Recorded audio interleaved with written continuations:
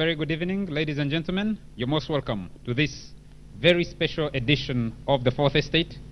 It is an edition in which FDC decides we'll have the first and possibly the only debate of the contenders for the FDC flag.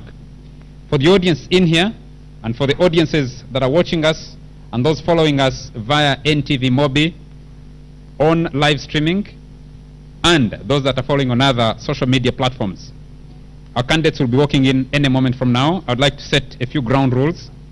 When the candidates walk in, we have agreed democratically between them on how they walk in, where they will stand, and who will speak first. I request that the audience that we have here at the Sheraton Kampala Hotel stands up to receive them.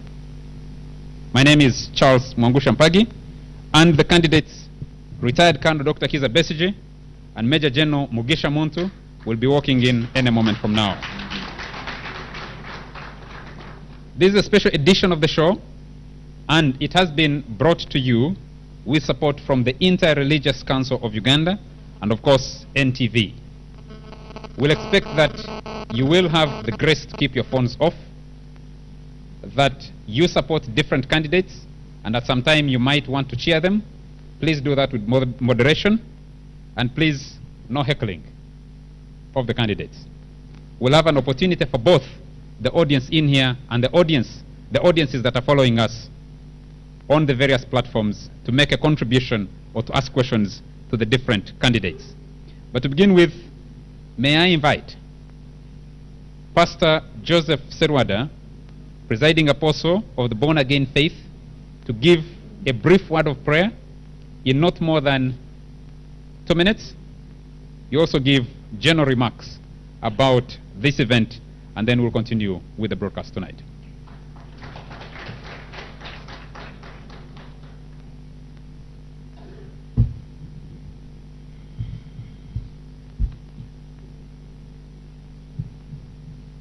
Good evening. My name is Dr. Joseph Serwada. I am the presiding apostle of the Born Again Faith in this country. I'm also a member of the Council of Presidents of the Inter-Religious Council of Uganda. I was mandated, and I stand here to represent His Grace the Archbishop of the Church of Uganda, Stanley Ntagali, who is our chairman at the Inter-Religious Council of Uganda currently. Also His Eminence, the Metropolitan of the Orthodox Church, Yona Luanga, who has been unwell lately but is recovering very steadily. I'm here to represent also His Grace the Archbishop of Kampala, Dr. Cyprian Kizito Luanga, who is the leader of the Catholic Church. I'm also here to represent His Grace Joshua Luere, who is the leader of the National Alliance of Pentecostal and Evangelical Churches of Uganda. And also His Grace Daniel Mate, the leader of the SDA Church.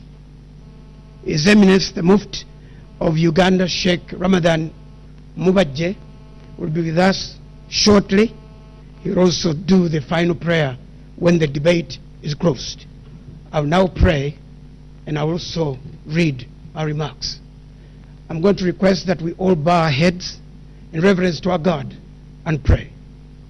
Heavenly Father, we thank you this evening for this historic event, an event that spells peace, an event that says that people can talk and convince our hearts, and we decide on who will lead. An event that is designed to usher in a new era of ideas, a marketplace of the destiny of Uganda, so that we can have an election in the future and a nation that is at peace with itself. So give us wisdom and understanding. Lord, allow our candidates to articulate issues against which decisions will be made. Give us your grace, give us your protection, and in your name we pray. Amen.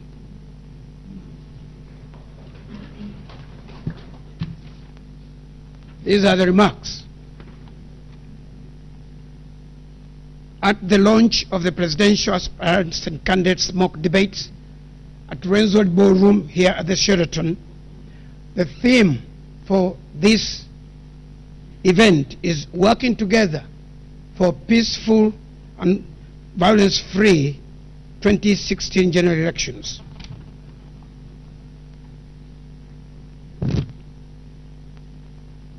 All presidential aspirants here present, distinguished guests, ladies and gentlemen, greetings.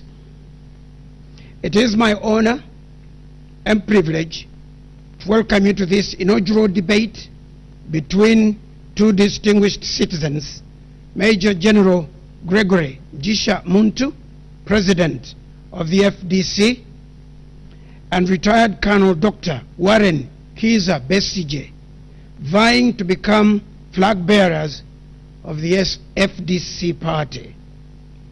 On behalf of the Inter-Religious Council of Uganda, Council of Presidents, I wish to thank Major General Muntu and Colonel Besigye for accepting to participate in the first of a series of debates IRCU intends to hold for the presidential aspirants during this entire electoral season. Second, I thank our partners, UNDP and NTV, and other stakeholders for facilitating this debate, as well as the invited participants for you turning up. There's no doubt that this will be expanded to include more candidates and later culminate into the presidential debate planned for January 2016. The purpose of this debate is to mobilize and rally Ugandans to embrace values of respect, dialogue, coexistence, peace, and the use of non-violent means of resolving our differences as a country. It is our view that political parties, as one of the key stakeholders in Uganda, could play an important role in inculcating and passing on these values through their structures and indeed leadership.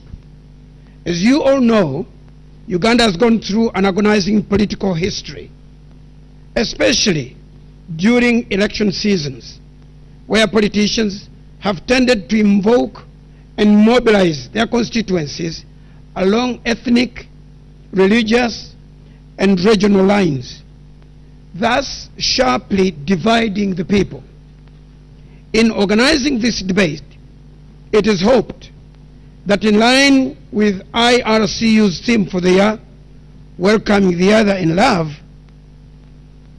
and dialogue, these values will be extended and shared and lived out in our daily lives as citizens of Uganda. I'm sure up to this point, many of you may be still questioning IRCU's role and interest in organizing an event of this nature.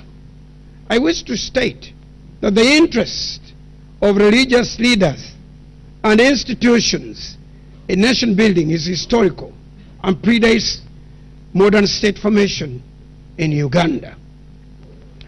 Allow me to summarize, because we need to keep our time down.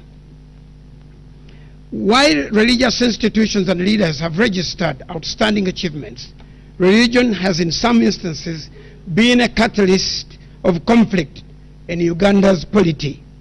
The inter-religious wars of the 1890s between Christians and Muslims, and later between the two Christian factions of Catholics and Anglicans, as cases in point. Additionally, in the 50s and early 60s, we saw the climax of Uganda's religio-political conflict that would determine our course and subsequent social strife in the post-independent period. In this regard, ICU created national and regional task forces and the elders forums to crusade for peace and to fight for non-violence before, during, and after the elections. Ladies and gentlemen, A few months from now, Uganda is going to be holding another general election, the third under the multi-party dispensation. As religious leaders, we are divinely empowered and ordained to contribute this important process. Tonight, the nation is watching an important event in our political history. There's no better way to guarantee peace, stability, dialogue, love, and unity between and among Ugandans than two or more political contestants sharing a podium in front of an electorate. Finally, I wish to inform the country that IRC is organizing a national interdenominational prayer for peaceful and violence-free elections, and to thank God for 53 years of Uganda's political independence on October 3rd at Kololo at 9 a.m. All of you are very welcome. I now take the pleasure to inaugurate this debate, the first of its kind in Uganda's political history. Thank you for God and my country.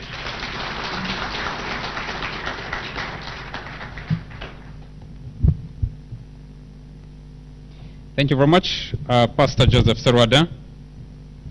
We will now invite our candidates to join us. They've been watching from the back. Can I invite retired Colonel Dr. Kizza Besigye and invite the audience? When all the candidates walk in, please stand up and receive them as they move to stand on the podium.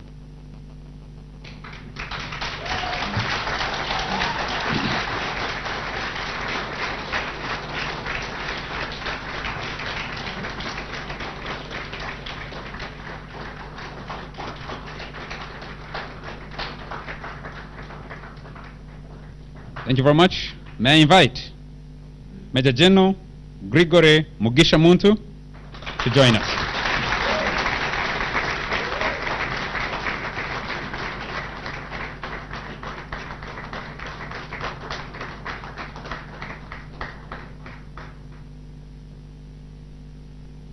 You may be seated, gentlemen, and we'll begin our discussion in a moment.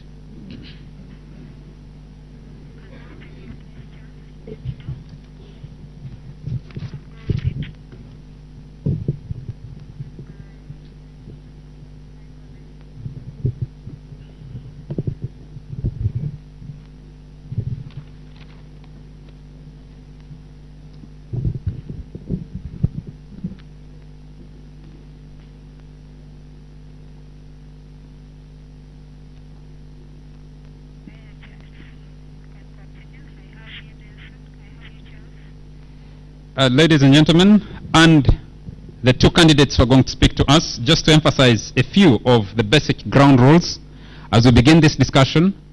Each of the candidates, as agreed democratically earlier, will be given an opportunity to make an opening statement in 5 minutes for each one of you. And after that, we will start asking the questions. I request that the candidates must respect the time allocated, so that we can be able to have a meaningful discussion.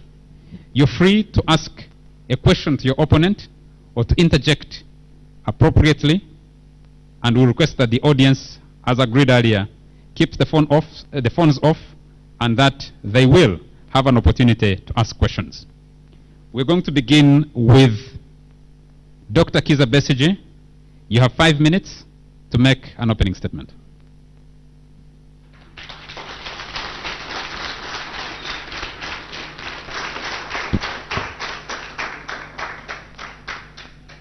Thank you very much, moderator, and a very good evening to all of you, ladies and gentlemen.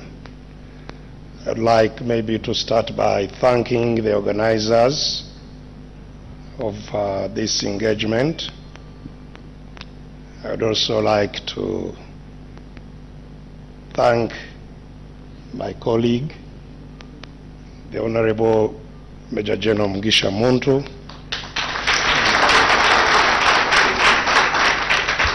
for the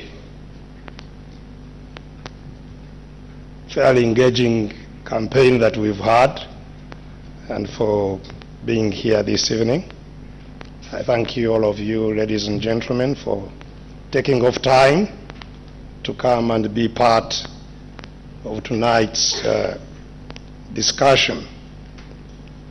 I'd like to use this moment too to thank all those people who are out there watching, where we have been traversing over the last 2 months of this campaign, and to thank all of them for organizing for us, receiving us, and giving us an opportunity to speak both to the public and to the members of our party during this campaign. The public out there has been especially very receptive of our campaign. Certainly, my engagements have been extremely well attended and quite energetic from the citizens, and I'm extremely grateful to them. Now, moving around the country, ladies and gentlemen, one sees the same kind of picture that we have seen over the last many years in our country. A picture that is, I must say, rather depressing, because you see poverty at first hand written over all the faces of the citizens you meet out there. And indeed, at every engagement, before you leave, you'll hear voices saying, "How have you left us?" And you can see that there is genuine, need for something to be done for these people, wherever you are. So the question of poverty in our country, I think, can no longer be, muffled. It's a major problem across the country. In fact, citizens have been largely turned into beggars. Wherever you go, people openly, beg for something. The question of the unemployment is quite obviously explosive wherever you go in the country. The young men and women that you find all over the place. In fact, at all my engagements, I was asking who is unemployed here, and literally everybody would put up their hands. We have a country of unemployed people, which is extremely worrying. Obviously, the state of our services, social services, is a major issue all over the country. The state of the infrastructure is one which everyone who has moved around the country, especially in engagements like these, where you have to move long distances in a short time, you are confronted by that kind of a situation. And I nearly lost 2 vehicles over the last 2 months as a result of this problem. Thank God that I'm back in one piece, and the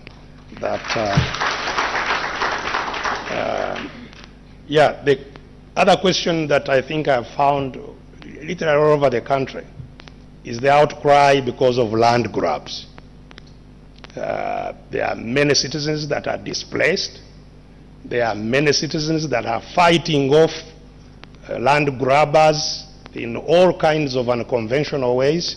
It's certainly a major problem that our country definitely needs to tackle. I found one which I did not expect, the question of the TVs that were switched off. This whole question of the shift from analog to digital, I didn't know the impact, the very bad impact that it has had across the country in terms of people who have been cut off from communication.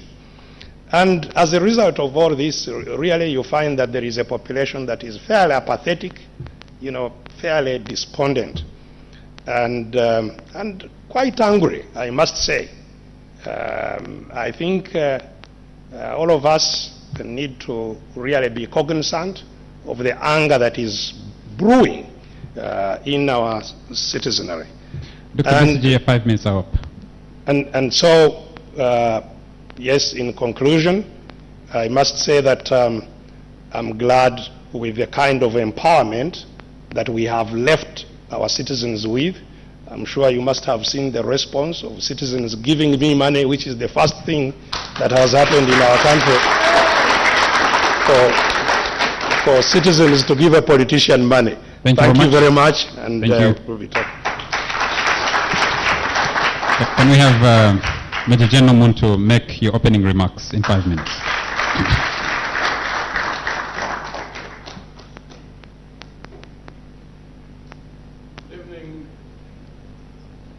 Please switch on your microphone. Thank you. Thank you. Good evening, ladies and gentlemen. It's a pleasure to be here with you today. I'd like to take this opportunity to thank the organizers of this activity. I'd like to thank you who've come here tonight, sacrificing your time, and to thank those who are viewing this program tonight, and to thank my colleague, Dr. Kizza Besigye, with whom we've had 57 days so far of a very intense campaign around the country, and in the process projecting, I believe, what has so far failed in this country in the last 52 years. Because all the bloodshed that we've had in the last 52 years has been as an outcome of the mismanagement of politics, has been as an outcome of intolerance, of lack of democratic practice. And therefore, I've been happy in the last 57 days, wherever we've been going, to know that within FDC, that we are building that we believe we'll be able to give the country when we take power, because nobody can give you what you don't have. And it's been one of the major focuses, at least me as an individual, since I was 23 years of age when I went to the bush. I've been fighting for values, I've been fighting for certain objectives which we had hoped that we'd be able to practice when we took power in '86. Unfortunately, because of the betrayal of President Museveni, we parted ways. He moved along with the power structures and the pomp and glory that goes with power. But I'm glad that those of us who had gone the bush, pursuing those objectives, that we are still walking the same path, and I believe by the grace of God we will establish those objectives and get to power. Moved around the country, I would like to thank the delegates who never tired of us, whom we met a number of times, whom we talked to. I'd like to thank the public that came to the rallies where we would be going. I also noticed, as my colleague Dr. Besigye has already indicated, the level of frustration, the depth of hopelessness. We are simply sitting on a time bomb as a country. Most people don't realize that if we don't organize ourselves and react to move Museveni out of power by 2016, this country could easily implode. We are moving in a situation where you find people think that there is no way they can have justice. The issues of land grabbing that Dr. Besigye has just referred to, not only in land grabbing, quite a number of other areas where you find that people who don't have money, they don't think they can go to the courts and be able to access justice. Most of those who are dispossessed, you go see the kids who finish school. The statistics that indicate that 83% of the youth are not employed. You can visibly see them even when you go around the country, when you meet with the different people whom you ask, indeed, and the majority indicate that they are not employed. When we were going through our tours, one time I went through Hoima. It was an unfortunate period. When we went through, we found that in one week, the week before we got to Hoima, 7 women had died in the process of childbirth in Hoima Referral Hospital. That's a referral hospital. That's part of the statistics that indicate that 19 women are dying on a daily basis because of lack of care. Situation is dire in this country. And we are hoping that this exercise really, much as it's been an internal exercise in FDC, we'd like to believe that it builds trust in the Ugandan people who have reached a point where they think that it's not possible for democracy to be practiced. people who thought that it's not possible to see fair play within institutions. We are hoping that by doing that, we are going to focus the minds of our people, yes, on us as individuals who it's necessary that there must be leaders, but also on the question of institutions building, on the question of establishment of systems. Because if we don't build strong institutions, individuals cannot be checked. That's been our history. That's been an unfortunate history, and we need to have a new start. We would like to believe that FDC, working with the other sister parties with whom we are within the Democratic Alliance, the other eminent Ugandans who believe in the changes in this country in a peaceful way, a democratic way, that we will galvanize the population, including even those who are in the movement who are trapped, because there are many out there who are trapped, but maybe they didn't see options. TDA is giving you the option. As leaders, we are going to do a number of things in practice, not just speaking on microphones. In practice. Thank you very much. Your 5 minutes up. To gain the trust of the Ugandan people and show you that there's nothing that is impossible under the sun if a people are committed, and if the leaders themselves are committed, they are honest, and they have integrity, and they are democratic. We will show that to this country. May God bless you all.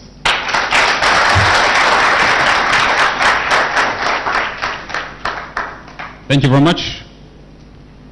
My first question will go to Dr. Kizza Besigye.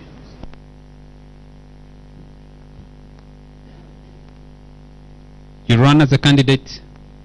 If you win the FDC flag on Tuesday, this will be your 4th attempt at the presidency of this country, 3 of which will have been under the Forum for Democratic Change, with you leading the effort to take charge of the country. One issue has arisen every time you have sought to contest. You've been characterized as an angry man. And very many people believe that has helped to push a few people strongly into your corner and very many others outside of your corner. How can you convince Ugandans watching you tonight that this 4th attempt at the presidency will present a different kind of Dr. Kizza Besigye who can actually win this election? Thank you very much, and I believe you are glad that I am back, because that's why you are here.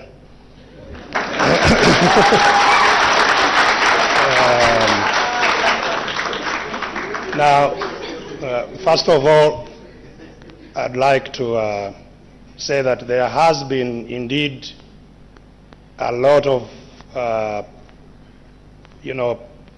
propaganda around who I am, a propaganda that has been choreographed and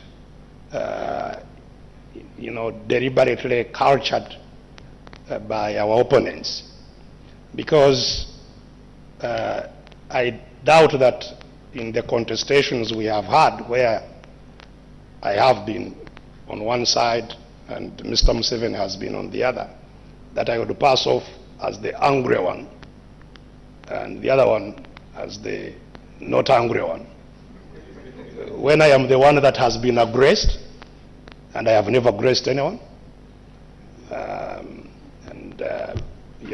I've been unfairly imprisoned, beaten, and tortured, and I have never, in any form or manner, reacted in demonstration of anger. I have never been violent to anybody. I have instead said publicly and in every sense that I forgive those who aggress me.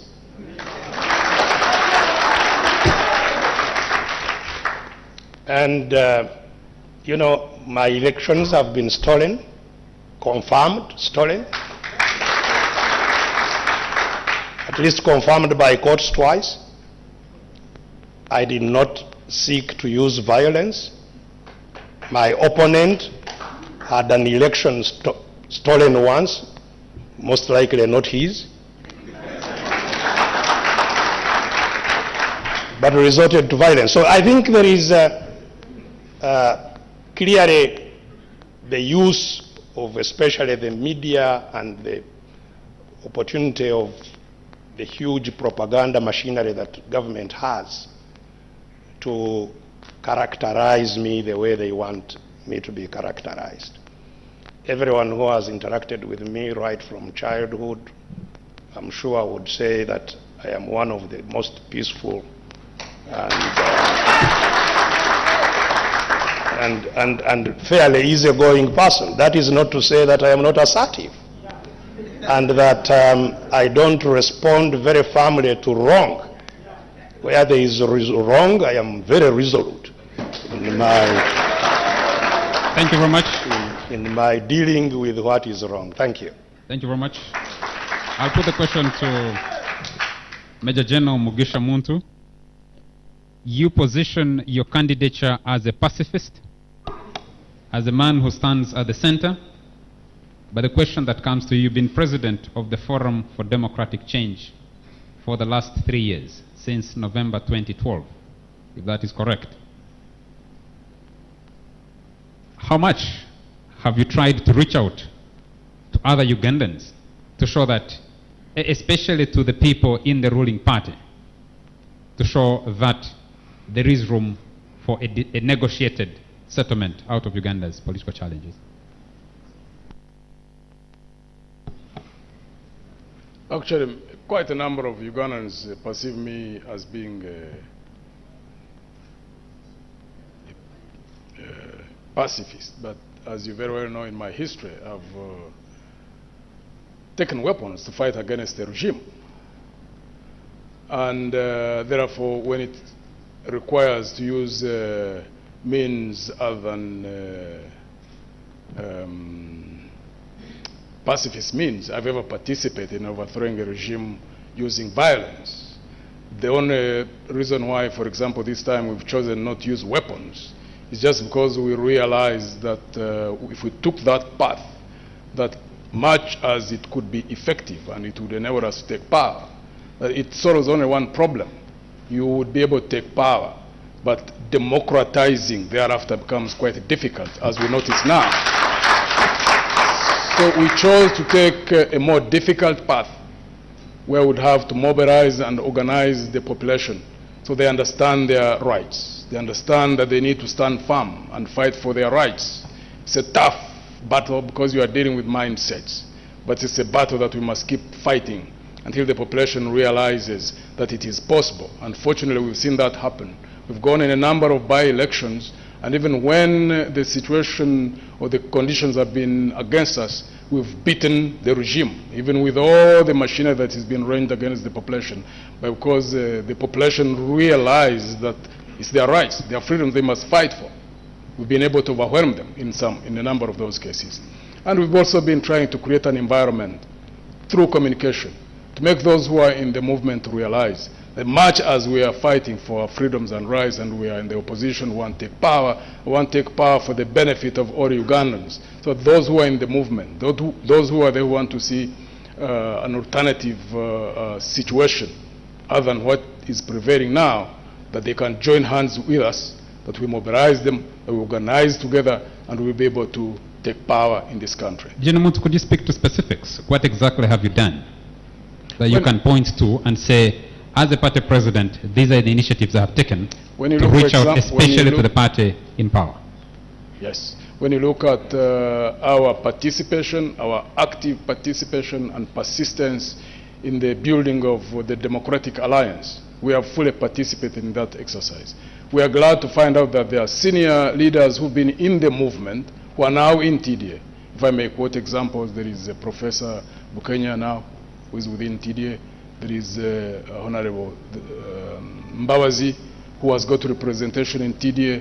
So that creates an environment in which we would like to believe that all those who are in the movement should therefore know that us as FDC, working with their sister parties, that we are trying to create that environment where they feel free to participate in all of us setting ourselves free as a people.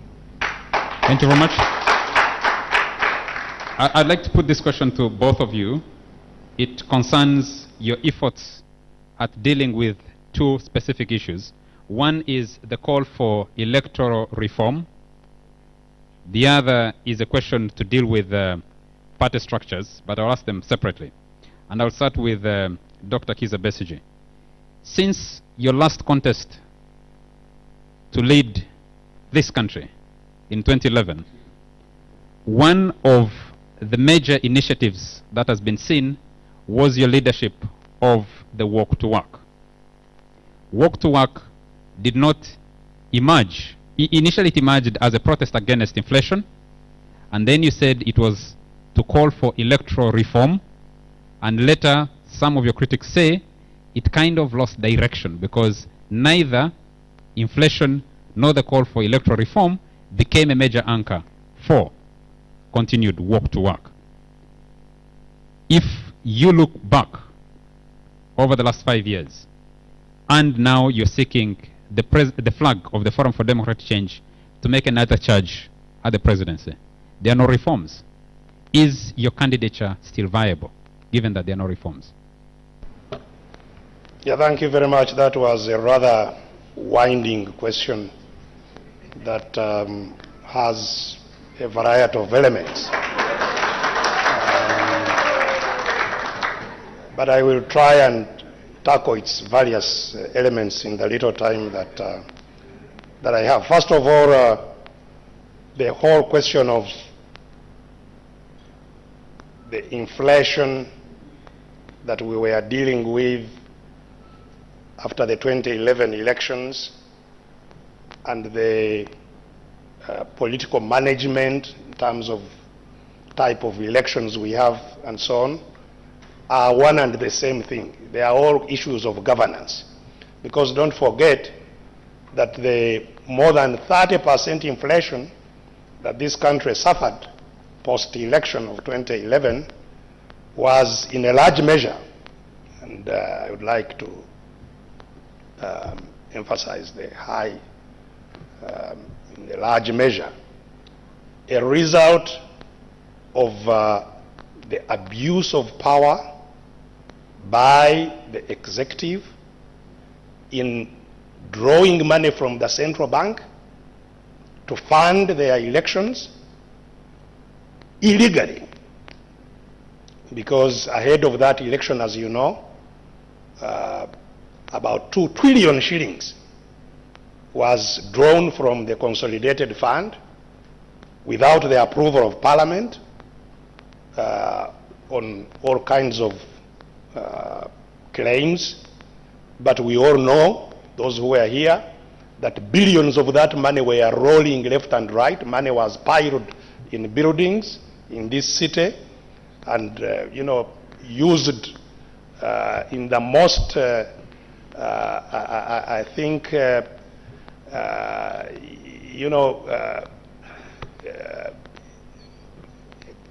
I don't know even what word can describe the kind of display of corruption in the election that we experienced in that particular election. And it was that money that led to the inflation, and it was that inflation that we were fighting. So we were actually fighting not just the inflation, but also the cause of it. And that is why, indeed, one central area in the demand of reforms is in controlling the use of public resources during elections. So it is one and the same thing that we were tackling. Now, this is the question of electoral reforms is possibly, I think, the most important thing that our country faces. Because don't forget that we are living in a country where no leader has ever peacefully handed over power to another. Every leader of our country has had to be bombed out of office. And whoever came into office has had to bomb his way into office. And with a lot of disruption, death, destruction, and so on. It's a matter that we as a people must now say we put a stop to this. We have never had free and fair elections. The person you are talking to now, you are asking this question, has been to the courts of law, which have confirmed for the first time and twice that the elections are not free or fair, and even pointed out some of the areas that indeed need to be addressed. There have been various sections of people that have said for elections to be free and fair, this must be done, including the observer teams that have been observing these elections, both domestic and foreign. And therefore, it's a matter that can no longer be delayed. What needs to be done is known. It is very clear those who are supposed to do it have no motivation for doing it. It therefore must rest on the citizens of this country to redirect, Dr. Besigye, to say this is the time when we will certainly have to have elections. Dr. Besigye, I hear you on that. Yes, The so the determination of the position that the next election must simply be free and fair is not just my determination, it's a determination of the citizens of Uganda through a compact that you must be familiar with, Uganda Citizens Compact on electoral reforms. I've recently seen some polls which indeed suggest that nearly every Ugandan wants reforms to happen in this country ahead of the next election. And therefore, I am in this campaign to advance that cause. Dr. Besigye, I am hear saying you. that if I'm given a flag of FDC, I am going to run with this flag in demand of these reforms. Regardless, Dr. Besigye, you and I and the people watching you tonight know that Parliament only recently passed the Constitution Amendment Bill. It doesn't capture the fundamental reforms, and you're on record to have said no reforms, no election. yes. Delegates of FDC will make a decision on Wednesday to give you the flag to lead them into the next election. What kind of election are you going to lead them into when you know clearly that electoral reforms haven't been passed? Yes, first of all, what I just said a little while earlier, the elections after reforms position is no longer just my position. It is the position of the people of Uganda. It is the position on which our party FDC is signed. It is a position on which any candidate of the Democratic Alliance must sign. It's a requirement in the Democratic Alliance protocol that to be a candidate of the Democratic Alliance, you must be a signatory to the Citizens Compact on free and fair elections. So every candidate has an obligation to make sure that we have reforms ahead of the next election. Regardless, when that compact was passed, when we made that compact, we were fully aware that the Parliament of Uganda was not the likely institution to implement it willingly. Dr. Besigye, and the last... Dr. Besigye, if you'll indulge me, what then is the rationale of your candidature, knowing the state of reforms, knowing what you have just said, that you're participating in an election that, at least on schedule, is set to happen next year, nominations will be coming, and you will be handed a flag for a party that you intend to lead into election? Well, you haven't heard me. I said every candidate in this election, every candidate of TDA must fight for reforms ahead of the next elections. And the election, be cognizant of the fact that the elections are still ahead. The timetable is what you are talking about. Timetable is a result of politics. When the politics change, the timetable can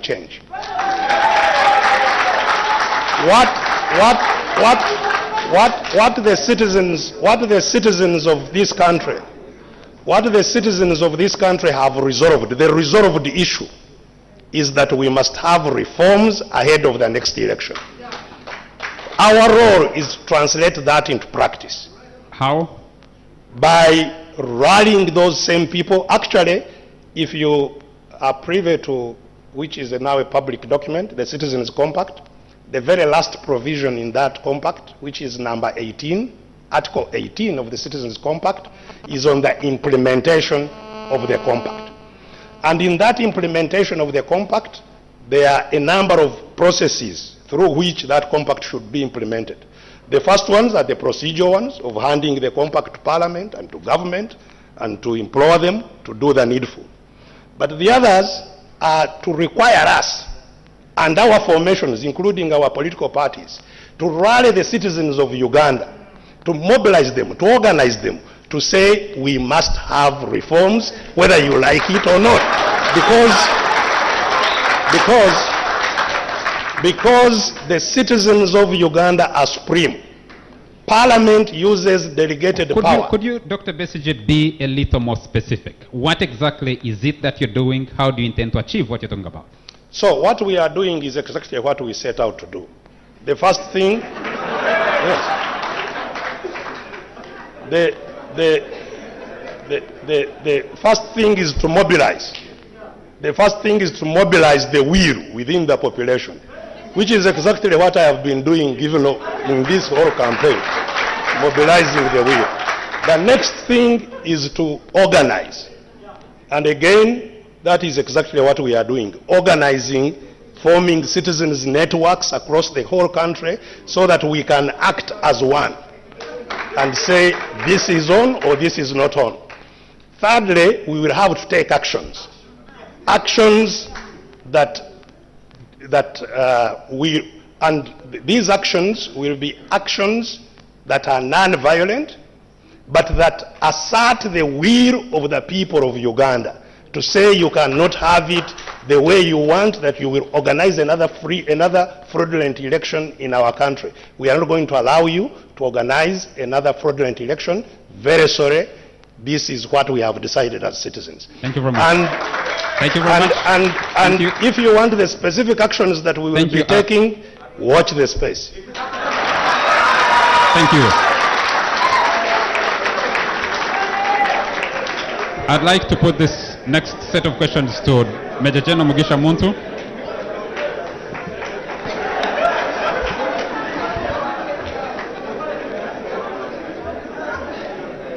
Major General Muntu, you won the presidency of the Forum for Democratic Change in November 2012, promising to build structures and to lead the party to victory at the next election.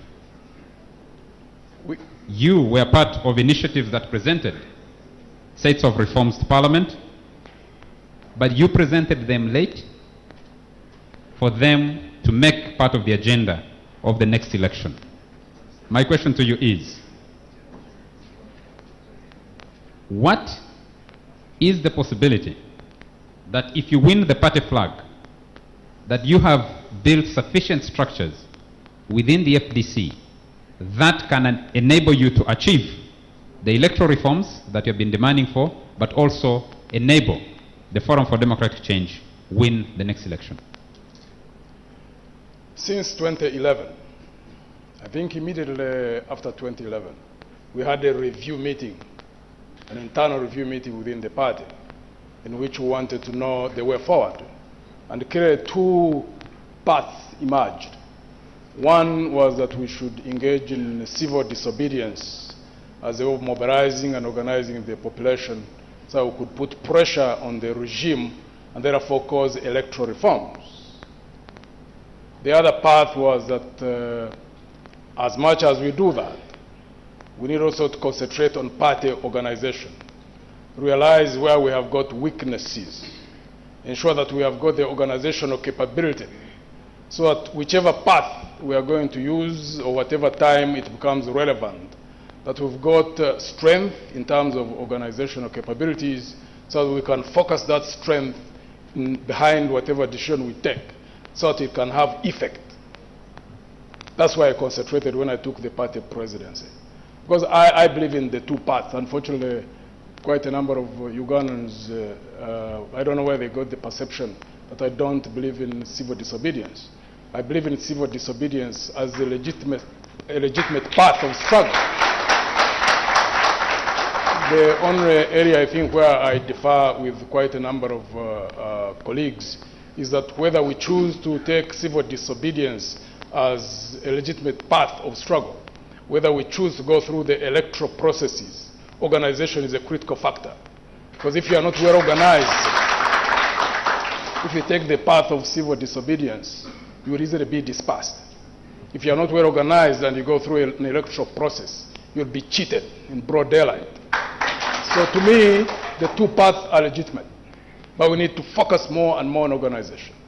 And I have worked with many colleagues, and I would like to thank the party leaders in FDC, because I knew that there are two things that were very, very critical. Museveni is terrified of two things most people may not realize. He's terrified of strong organization in any organization, be it political, be it cultural, whatever it is. Two, he fears a unified force. If you have a political force that is united, that is well organized, and is put behind a leader, it can have impact. That's where I've concentrated. I've concentrated to ensure that we are a united party. By the grace of God, we are now united. We've concentrated on building party infrastructure. We have not reached 100% yet, but we've given it our best shot. I think we're operating at around 70%. We still have gaps. We still have areas where there are no structures yet that are necessary to be structured there. So this campaign, we've been talking to the leaders at the district levels to indicate to them that the building of structures didn't end with the delegates conference. That must be a continuous process, and the party is going to put resources behind that exercise so that even as we prepare for elections, that is established. Because that's very, very critical. I'll come back to you because I know I gave a little more time to Dr. Besigye. I'll come back to you, but we need to take a quick commercial break now. And when we come back, I'll pick up that very question for you to explain how you're positioning yourself. Welcome back. You're still watching a special edition of the Fourth Estate where FDC decides with the two candidates for the FDC flag are debating, and we're coming live to you from the Sheraton Kampala Hotel. We have audiences following us via various platforms, and all of you who are watching us, you can send in your questions and they will be received. There are those following via the live streaming on the NTV website. General Muntu, I was putting a question to you just before you took the break, and I'd like to come back to you. Can you state to this audience and to those watching us that the position of the Forum for Democratic Change is that no reforms, no elections, since you seem to agree with Dr. Besigye on that?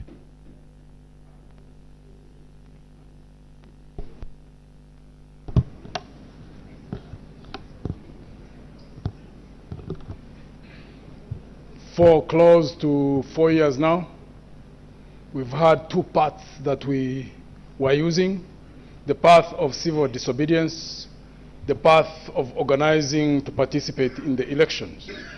And I've been telling all colleagues over and over, there's been a time when it was possible for both be used simultaneously.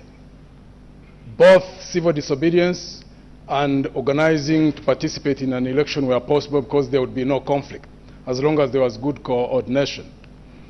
Sequencing, therefore, is very, very important. The next 6 months in which we are going to, in the electoral process, my view is that as a party, as FDC, and also the other colleagues in TDA, we have got to sit down and reassess, because we clearly know right now that the Parliament rejected all the reforms that we put to them. And of course, we had hoped that we would have the organizational capability through civil disobedience to exert pressure on Parliament to be able to pass through those reforms. Unfortunately, on the path of civil disobedience, we're not that well organized. As you can see, Parliament just went ahead and did what they did, and there was no, effective way of exerting that pressure. So the next 6 months, we must choose which path to take. And as TDA, my view is that if you use both simultaneously, it will weaken us as an opposition. because you send different signals to the population, and you will neither go through an electoral process and win, nor will you succeed through civil disobedience. The worst thing, ladies and gentlemen, and I would like to appeal to the leaders who are in TDA and all the parties, we must choose one path, have one message, so that we can give hope to the population. When we stand on a platform, wherever we are, we must be seen to be mature, to know what the challenges of the times are, that we are aware of them, and to know that we are going to coordinate effort. In the 6 months, it's not possible to push both simultaneously. If we choose to go through the path of civil disobedience, then we choose it, and everybody knows that's what we are going to choose. If we choose to go through the electoral process, then we know that the task is to organize ourselves and overwhelm Museveni in spite of the challenges that there are in the area of the elective process. And when we overwhelm him, that's what every Ugandan wants. Should we not overwhelm him, the period after that can trigger off whatever other path we choose to take, but when we are united, if we lose the question of unity, we are done. We went into 2011 when we had conflicting views, conflicting messages. Went into the elections, we were cheated. When we tried civil disobedience, we were not well organized. We were not coordinated. We didn't have the same message. The population was divided, even within the parties themselves. That's why the biggest problem. Could you say it in very specific terms? Yes. When on Wednesday, FDC delegates hand you their flag, they will be handing you a flag to lead them in an election. What will you do as an aspirant for the FDC? We will be organizing to do two things. One, to keep on conscientizing the population, making them more and more aware about their freedoms and rights, ensuring that the question of free and fair elections is kept on the agenda. But as we organize as a party, working with other parties in TDA, to overwhelm Museveni through the electoral process, and very well knowing that when we do that, that's what the whole country requires. But should we fail to do that, that could be a trigger point, but when we are well organized, we can go into civil disobedience or any other. Dr. Besigye wanted to interject. We can't send mixed signals. Yeah, We can't afford to do that. Dr. Besigye? just a clarification, especially on that sending mixed signals.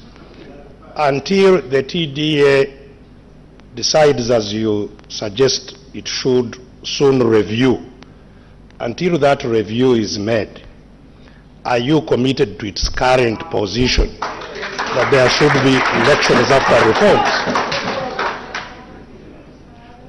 I am committed to the current position of TDA that there must, just a second, that there should be reforms now.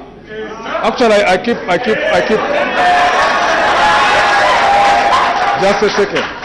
just a second. When we say there must be reforms now, we discussed strategy in TDA, and we all agreed that we must go into the electoral processes. Clearly, as FDC, as the leader of FDC, this is not a personal position. This is not a personal position. This is a position we discussed in the working committee of the party. This is a position we discussed in NEC. This is a position we discussed in National Council. The FDC as a party is preparing to go into the elections of 2016. There are candidates all over the country. We are organizing to ensure that candidates stand in every electoral process, every electoral position. Two, we are also preparing to ensure that where there are gaps, we ensure that those gaps are filled. No, as we work. I think Dr. Besigye still has a question for you. Yes, it's just the same question. I want a clarification, because of course all of us are preparing for the elections. All of us are encouraging everybody to be prepared for the elections. That's what we've been fighting for. We will have an election. But my question is, until there is a review, are you committed to the current position of the TDA, of the Citizens Compact of elections after reforms, until there is any other review? I am concentrating on organizational capabilities. Why? Why am I concentrating on organizational capabilities? Because as a leader, I don't like posturing, one. As a leader, I never want to give threats which cannot be carried through. I know that the population has lost hope in us as politicians because we like posturing. When you are a leader, never give a threat unless you are able to see through. Mr. Moderator, is he suggesting that the TDA is posturing? No. Or the compact is posturing? No. Because I'm asking whether he's committed. I'm asking whether he's committed not anybody's position, but the position of TDA, the position of the Citizens Compact. Whether he's committed to those positions, or whether he's now saying those positions are posturing. I am concentrating on building our organizational capabilities, so when we review and say, let's take this path or that path, that whichever path we choose, we successfully execute it. That's simply what I'm saying.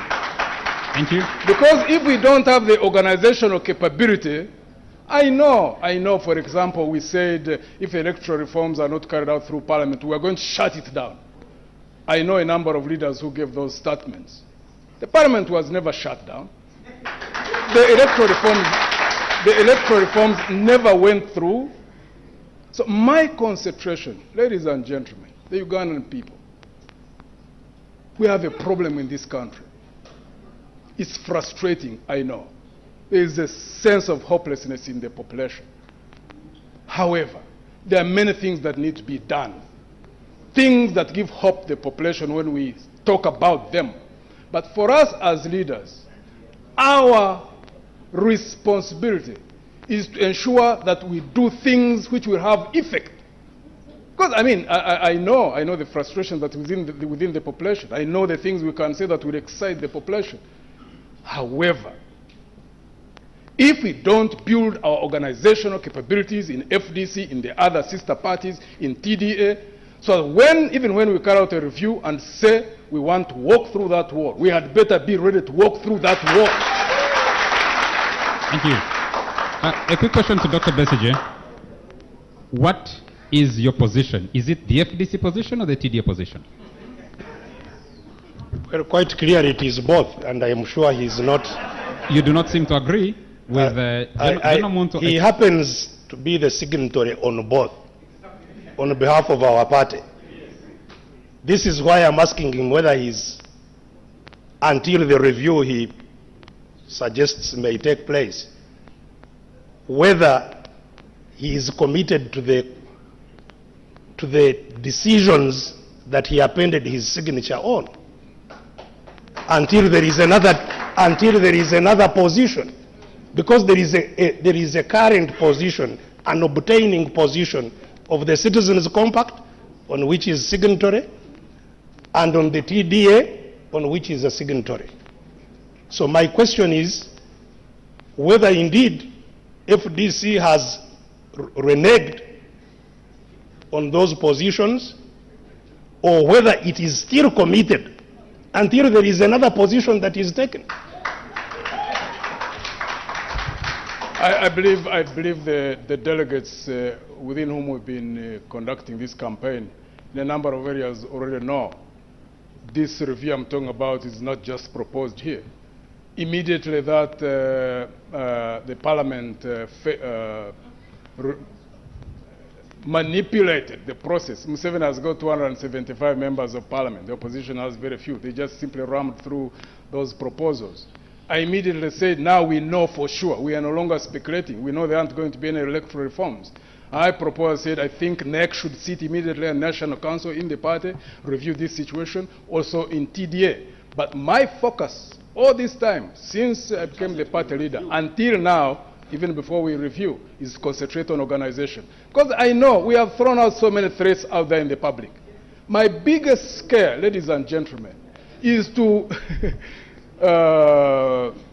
not be able to effect what we propose. So even in that review, we will have to sit and say, do we have a capability to do this or to do that? Once we find that, yes, we have got a capability, then we will choose a path and say, okay, let's do this. Okay. My fear is, and I don't know whether I should even quote the number of things that as leaders we have said before, But and they are not effective. I think you make the point, General. Yes. I'd like to put a question to both of you, starting with Dr. Besigye, so you can stay on the podium. Dr. Besigye, why do you think delegates of the Forum for Democratic Change should choose you over General Muntu to carry their flag into the next election? Well, this is obviously a question that I have moved around the country answering as to why I am in this contest. And I think there are precisely two reasons. The first reason is that in every political engagement, the bottom line is that you must have support.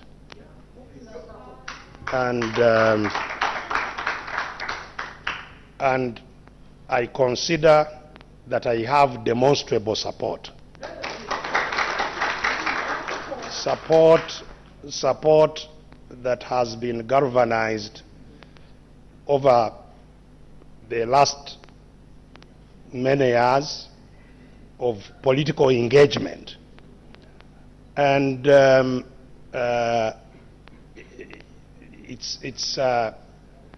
you go kindly the second issue? You said there are basically two issues. You have support. What is the second issue you think? The second issue is that I would like that support to first and foremost be engaged precisely to unlock the biggest obstacle that we have towards power, which is the reforms. Thank you. General Muntu, why do you think the delegates should choose you over Besigye? Can you turn on the microphone, please? All right. Thank you. First, let me clarify the issue of support. My belief is that the 2-point-something million people who've been voting for my colleague, Dr. Besigye, as a candidate, he's a good candidate. There's no doubt about that. In the last 3 elections, are not for him as an individual. Actually, there's a carryover from the support of Dr. Gregory. Dr. Kizza Besigye came on board and added on more. I can guarantee you that tomorrow or Wednesday, if by the grace of God I become the flag bearer, that support would shift to me. I'll give you examples. Sewagara used to have crowds here in Kampala. The moment he shifted from the opposition, that support went behind the Lord Mayor Lukwago. The biggest chunk of that support, more than 90%, are people who want to see Museveni out. It's not that they galvanize around an individual because they specifically like that particular individual. It's that they want to see Museveni out. And the moment they realize that a party, or like in this TDA, trusts a leader, and if by the grace of God it's me, I'm also not a bad candidate, I am a good candidate, I am easy to sell, I've got a lot of things I've done in this country. Thank you. So it's not as if a population that wants to see Museveni out would refuse to go behind another good candidate. The dynamics in this country are different. Thank you. And I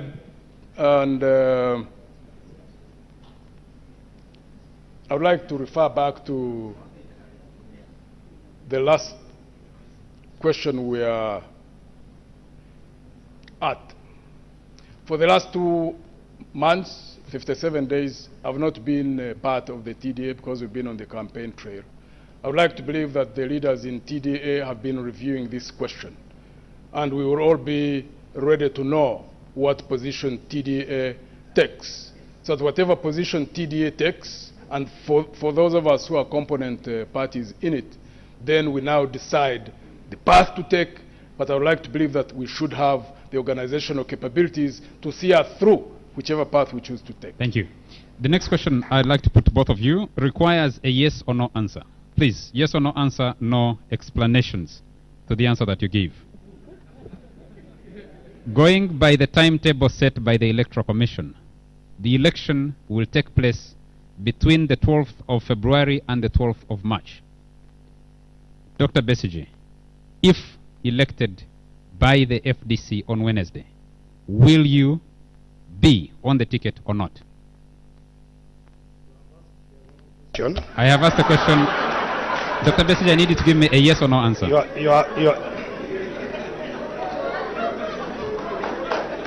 It could be a right or wrong question. I need a yes or no answer from you. Will you or will you not? No, you will not extract a yes or no answer for a wrong question. Thank you very much. Because... Thank you very much. Can I put the same question to Mugisha Muntu? If you're selected candidate on Wednesday, will you or will you not be on the ticket for the election set for February or March next year? Should I go through yes or the no? FDC process and TDA process? Yes there's or no, another sir? process? Yes, I would be on that ticket. Thank you. The next set of questions are going to explore a little more the organizational structure within the Forum for Democratic Change. Dr. Besigye, you are president of FDC from October 2005 until November 2012. Is that correct? You were president of FDC from October 2005 until November 2012. Is that correct? Yes or no? Yes. You could give an answer. What is your answer, sir? The answer is yes. Thank you. Mugisha Muntu, you've been president of FDC since November 2012 to date, and you will be until 2017. Yes, please. And you are also Secretary for National Mobilization. At some point, yes, in the past. At some point, yes, in the past. I am looking at the numbers that FDC sent into the elections in 2011. You were able as a party to field 191 candidates for directly elected seats out of 237 constituencies that could be competed for. You did not field a candidate for special interest groups, especially persons with disabilities, the youth, someone is saying no. I'm hearing from the audience. You fielded 81 candidates for women's seats out of 112 that could have been won. You fielded 52 candidates for district chairperson for 112 districts. The question to both of you, using the different approaches that you use, is what can you state that as leaders of the party you have built the necessary infrastructure to ensure that your vote, whether it is in the remotest part of Karamoja or in the center of Kampala or in Bundibujo, can be, one, protected, two, that you have sufficient numbers to vote for you, number three, that you have candidates that can run in all these positions. Dr. Besigye. Well, thank you very much. You see, any discussion on the parameters that at play in an election will be missing the point if we don't consider what type of election it is. Once we agree that we don't have a free and fair election, once we agree that we don't have a democratic dispensation, in fact, that we have a military dictatorship in this country, which is the position from which I come and which I could expound on if the need be, then you cannot start talking about these parameters as if they are parameters of an equitable situation. In fact, I sometimes get taken aback when people refer to the number of votes that I get in an election. You know, you are 2 million votes. 2 million votes in what type of election? In an election in an election where I am nominated from Ruzira Maximum Prison, in an election where people are shot and killed in front of me, you know, in an election where our agents are arrested from polling stations, you know, all over the place and locked up throughout the polling period. So it depends on whether we ourselves want to be honest with what type of political environment we are dealing with. If we recognize that there is no multi-party political system actually in Uganda, and if we don't, I think that's where the discussion should first start, that there is no multi-party political system, that we actually don't contest against NRM party, and it rightly calls itself something called organization. It's not a political party, and that this is actually the state. We are contesting against the intelligence services, against police, against the RDCs, against all kinds of state infrastructure, and now the illegal militias of Kakoza Mutalis and so on. So as long as we are talking about that type of election, please don't front the statistics of you have so many candidates. You are aware of elections in this country where candidates have been actually hijacked on their way to nomination and locked up until nominations are closed. The reason I'm putting this question to you, you were campaigning for the flag of FDC, yes. And in Gulu you said that questions of setting up party structures should be put to the person who was Secretary for National Mobilization and now President of FDC. So the question of setting up structures for the FDC is a question that you must answer. Yes, and I will be glad to answer it. I have said over this question that as long as the political environment in which we operate is the one that I have just been describing, we shall not have strong party structures to the extent that you get in a democratic system. We strive to have structures, and we have done every bit of that. As our listeners may be aware, the audience may be aware, I actually cut short my term, my first term, in order to go back and strengthen party structures.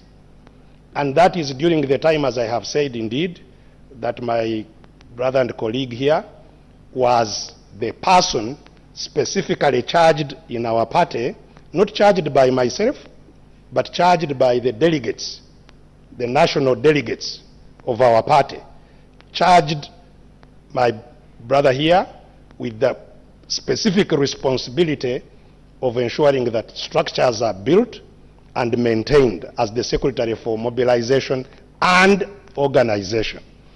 And what I've been saying simply is this, that I consider that we did reasonable work in doing that, in building those structures, which indeed are the structures through which he emerged as party president when I stepped down. How else would he be party president if there were no structures that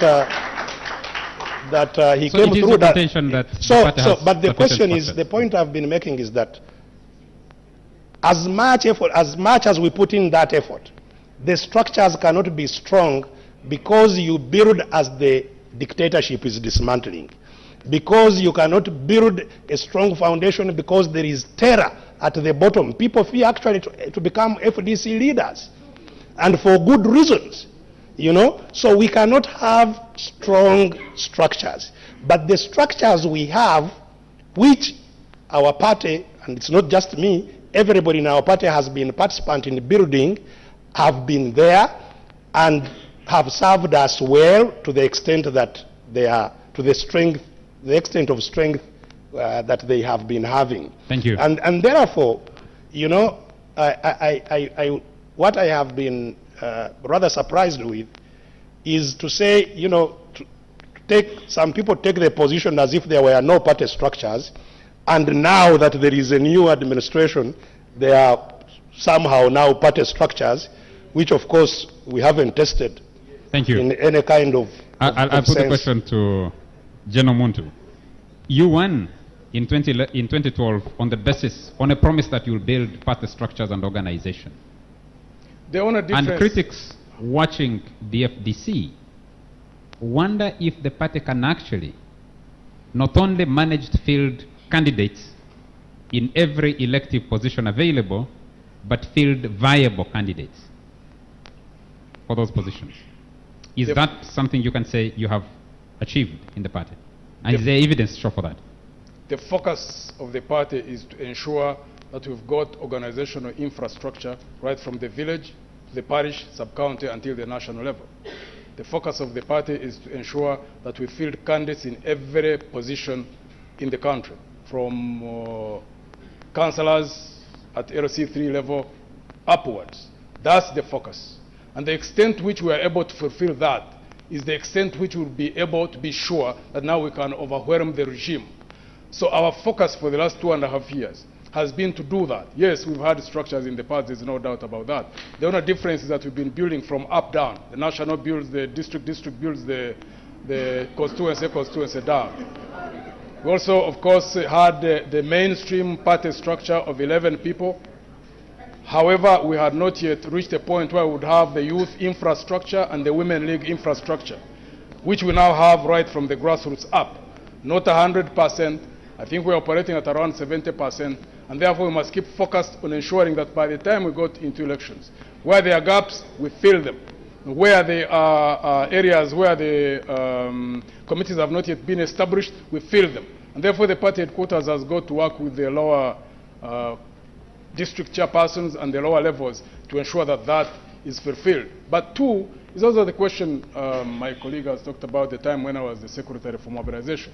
And I had an opportunity to, again, respond to Dr. Kizza Besigye, our former party president, that we are in an organization, be it a political organization, whatever organization you are talking about. The CEO, in this case a party president, is the chief mobilizer. Because it's the one, he or she is the one who directs resources. He or she is the one who directs effort to the area of the main focus. And for example, the strategy that I've been talking about, it's not new. Even when I was the Secretary for Mobilization, I kept on presenting this strategy over and over. But the moment NEC determines that this is the direction, and of course NEC is influenced more or less by the direction that the leader would be wanting to go, then you move in that direction. The only fortunate thing is that the Secretary for Mobilization, who is going to be under me, is going to be lucky, because if things don't work out, at least I will take responsibility.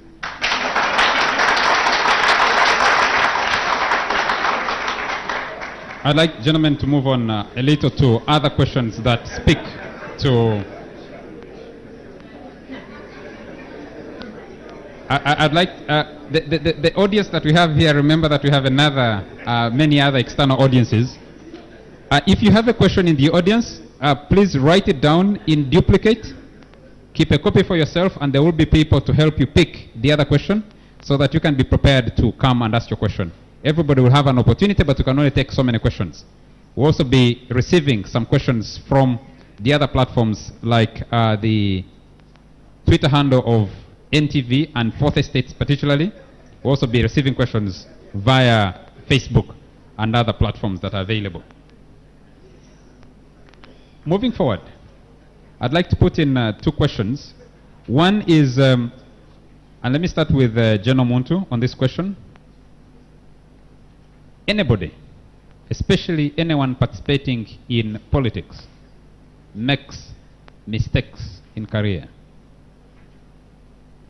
Would you identify for our audience here and those following us what you would consider two of your major mistakes in your career so far? I've had quite a number of...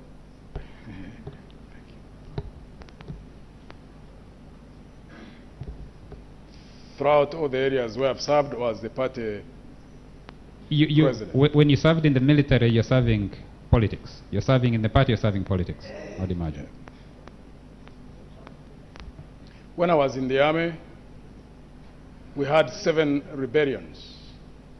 By the time I was shifted from command, we had combated and defeated 5 rebellions. two were remaining. One in Rwenzori, another one in the north of Uganda. Those are two regrets that I have, that by the time my command ended, that we had not been able to finish those rebellions. That's one that I look at. The second is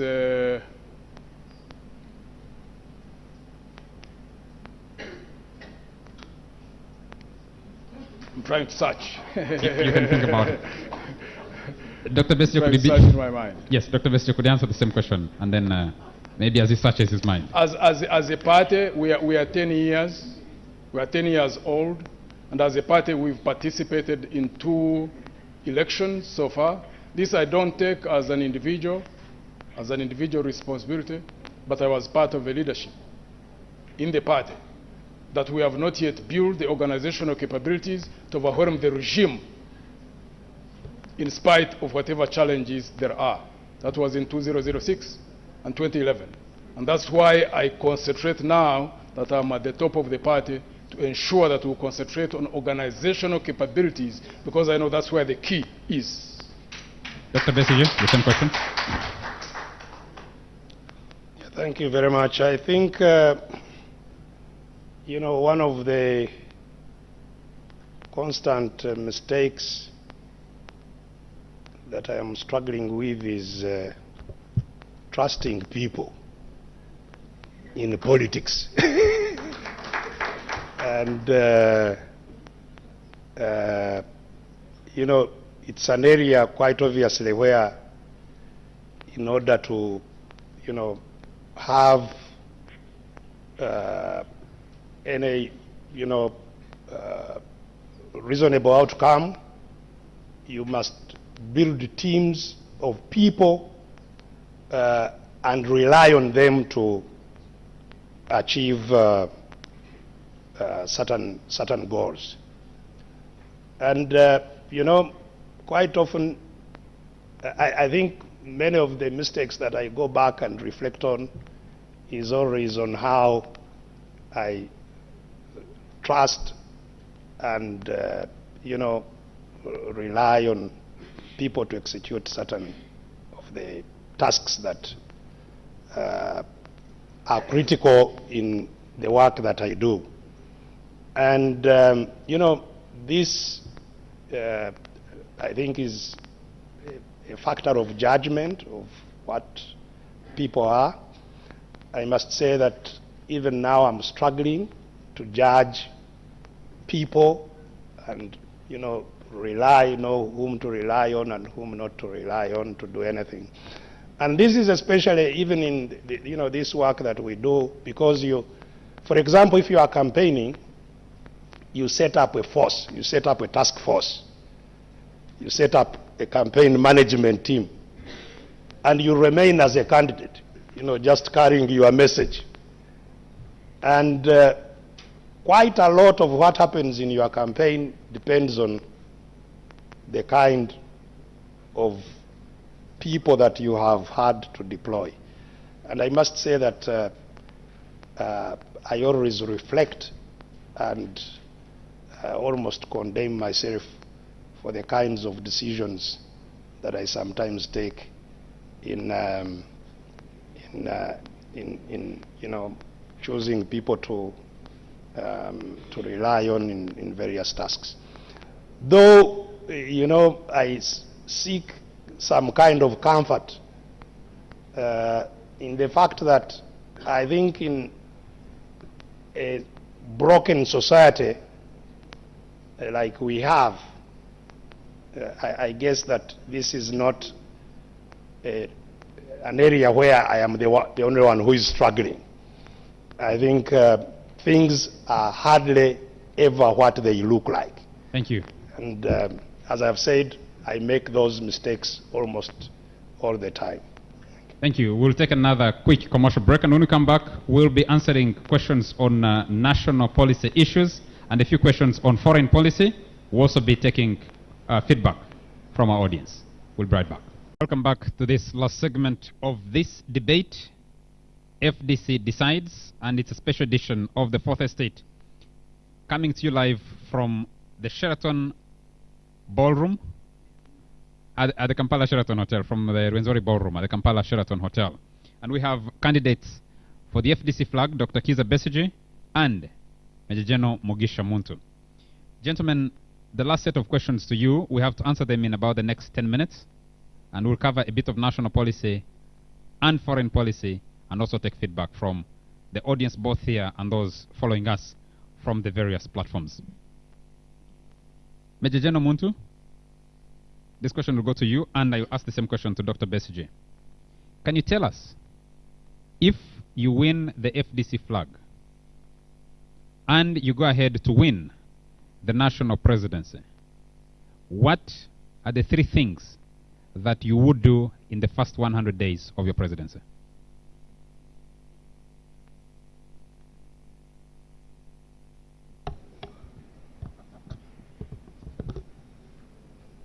First and foremost is to put together an effective team. The biggest challenge that we have in this country is to have leaders who think that they can do everything from A to Z. The only way you can succeed in leadership is having an effective team. I'm a team builder.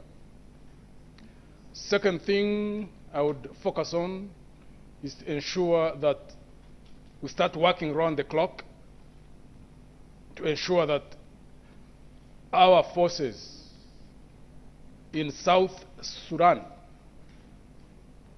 that there is a mechanism that is put in place to replace them so that we pull them back.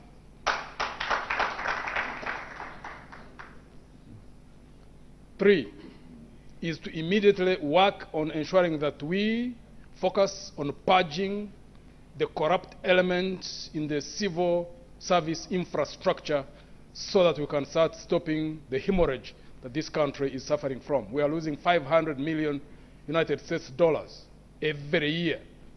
You cannot have an impact in the development process unless you plug the loopholes through which we suffer hemorrhage. Thank you very much. Dr. Besigye, the same question to you.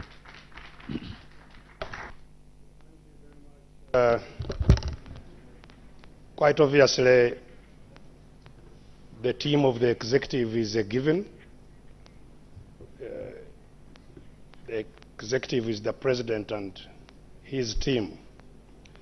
I think the 3 things we would do would be, first of all, to restructure government, to make sure that we have a small, efficient, and competent government system. Because it is that institutional framework that will indeed start the process of checking corruption and of providing an environment for people to do business and to prosper. The second thing that we would do would be to refocus our resources to where our people are, so that our people immediately benefit directly from the resources that we have in our country, and that is especially in the area of agriculture, where funding for agriculture has been very minuscule, and yet it is one area that the greatest majority of our people live by.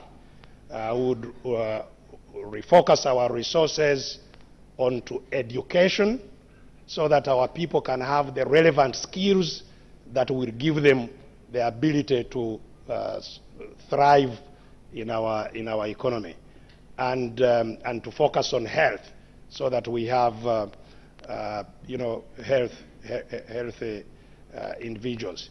The third thing that we would do in the first 100 days would be to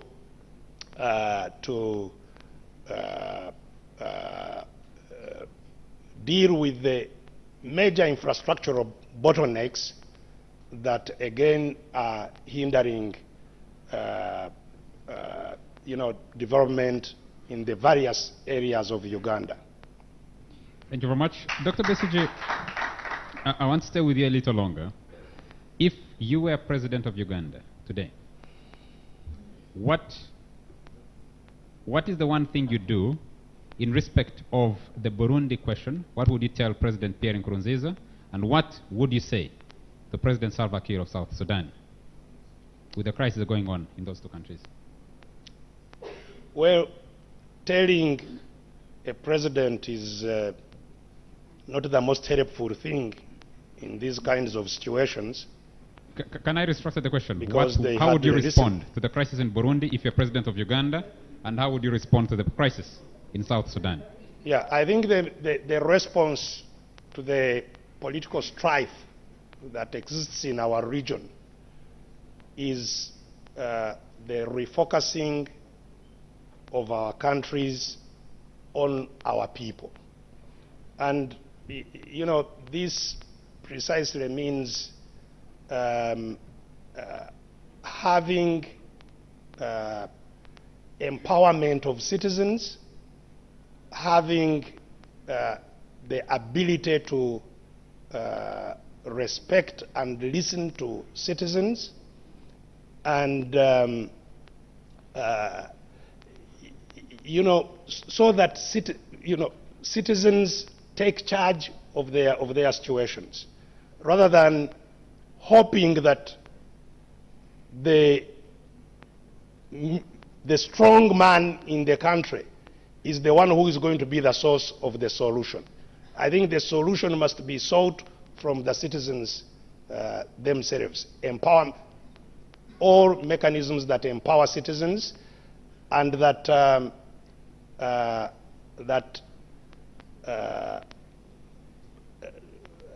lead to institutional strength within these countries, rather than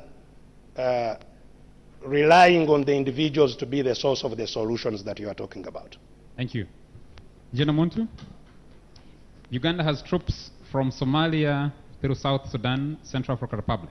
Some people say from the Indian Ocean to the Atlantic Ocean. You have a crisis in the south of the country in Burundi. If you were president, how would you deal with that stretch of deployment, and what would you say to the leadership in Burundi? Turn on your microphone. The crisis in Burundi, I think there needs to be more focus on the regional efforts. I have a feeling that the regional leaders may not be acting in concert. There seems to be challenges of inter-country rivalries. I think the leaders need to step up to know that the integration process can only succeed if they know that the success of the whole is beneficial to the parts. They seem not to have elevated their thoughts above the countries. And that's why you find that when there are regional conflicts in some of the countries, you find that countries or leaders in the countries tend to operate behind each other, which creates weakness.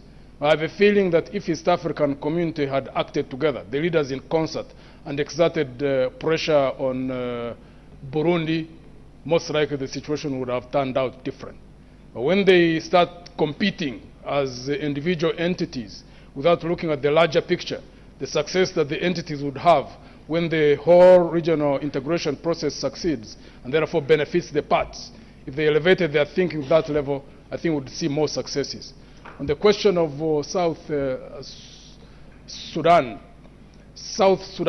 I think, in my own view, a lot of pressure has to be exerted on IGAD and the other players to ensure that they can get forces which will replace the Ugandan troops so that UPDF can be pulled back.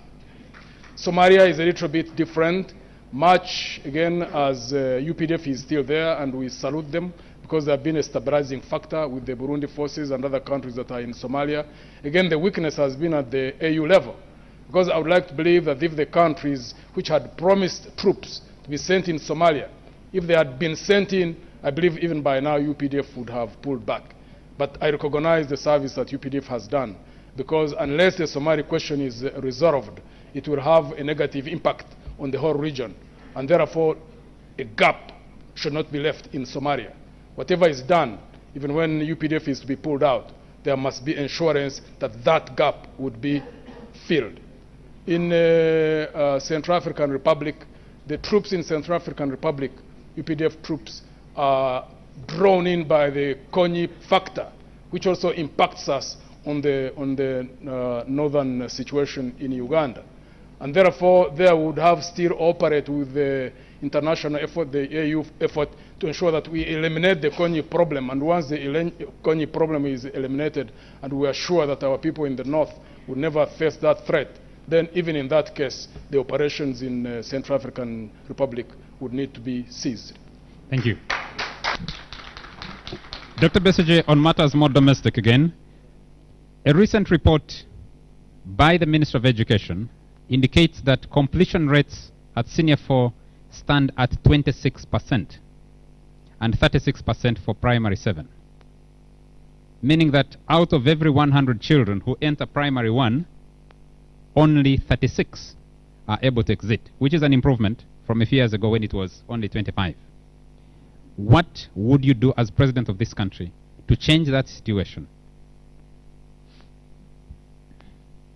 Well, what discourages people to stay in school is obviously the benefit they derive therefrom. And it's not surprising that indeed the benefit that kids get from these schools is extremely low. And that has a direct bearing on the investment that we are making to that very critical level of education delivery. There must, and it requires, all-round improvements in making sure that we have a teaching and non-teaching staff in these schools that is well motivated. As long as teachers are getting peanuts and looking for other ways of survival, they will not concentrate on their work of teaching, the students will have no reason themselves to be at school. We must improve the infrastructure of these schools to provide the most basic necessities. We need to provide the scholastic materials that make the education environment a rewarding one. We need to have the standards supervised. We need a supervisory mechanisms for the schools. And certainly all this will not happen even when you invest, whatever amount of investment you do, with the kind of levels of corruption, the systemic corruption that now pervades the whole system of government delivery. So it must be an approach at different areas, the investment and the performance of the education system. I think I should put this question to you before you sit down, because it was sent in earlier when we posted the topic on Facebook from Mwebaza Alexander. And he says, I want to ask Dr. Besigye how he plans to safeguard our vote this time round, and in case elections are rigged in broad daylight, just like always, what solutions do you have? Well, as I've just pointed out, we are very focused and committed on making sure that we have a different type of election from the elections we've had before. That commitment is one that is still ongoing in spite of what the Parliament did, which we expected to do. It would appear that some of our colleagues have indeed thrown in the towel and thought that there will be no different type of election. I would like to assure all our listeners and viewers this evening that the struggle for reforms is on and is not going to end. And I am not one who throws in the towel that easily. And I am aware of the serious fear to fail that is in our country. Many of our leaders are gripped in fear of failure. and it paralyzes them.